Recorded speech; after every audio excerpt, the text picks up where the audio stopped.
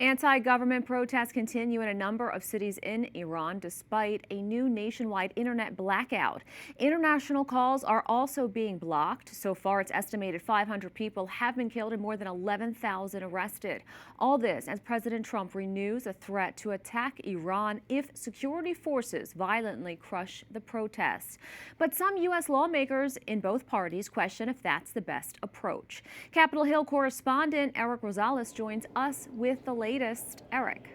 Well, good evening, Veronica. The White House states that Iran told President Trump, quote, "It's prepared for war, but ready to negotiate with the U.S. based on mutual respect and interests." This after President Trump weighed the possibility of military intervention.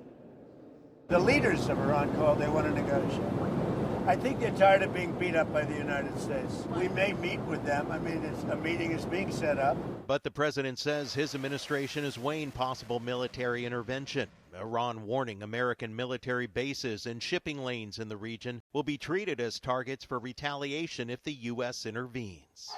This is outrage, opposition, and grief mount in the streets of Tehran and around the country. On Capitol Hill, some lawmakers caution against military action on Iran, saying it may rally the Iranian people against an outside enemy. U.S. military action in Iran would be a massive mistake. It would have the effect of giving the Iranian regime the ability to say it's the U.S. that's screwing our country up. Others say with so many Iranians demonstrating, now is the time to take action. If it continues to make more sense, absolutely. I think I was the only Democrat that fully supported our strike of their Iranian nuclear facilities last year. And now, by then, without those kinds of strikes, Iran could have acquired a nuclear bomb. It's not a complicated question. Is America better off with a country that has a leader who hates us and wants to kill us, or to have a country with a leader who likes us and wants to be friends with us? But any military strike brings into questions whether Congress should be involved. I do think President Trump needs to consult with Congress before threatening that he will randomly take strikes against Iran's leadership.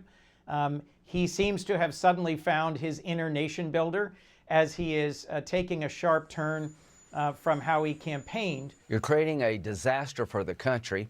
If a member of Congress doesn't like what the president's doing as commander-in-chief militarily, cut off funding for that operation. We have power of the purse. You can do that.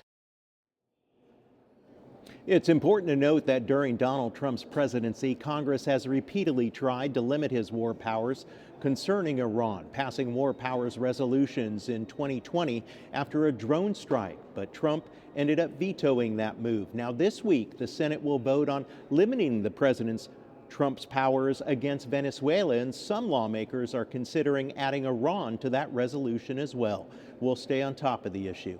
At the Capitol, Erik Rosales, EWTN News Nightly.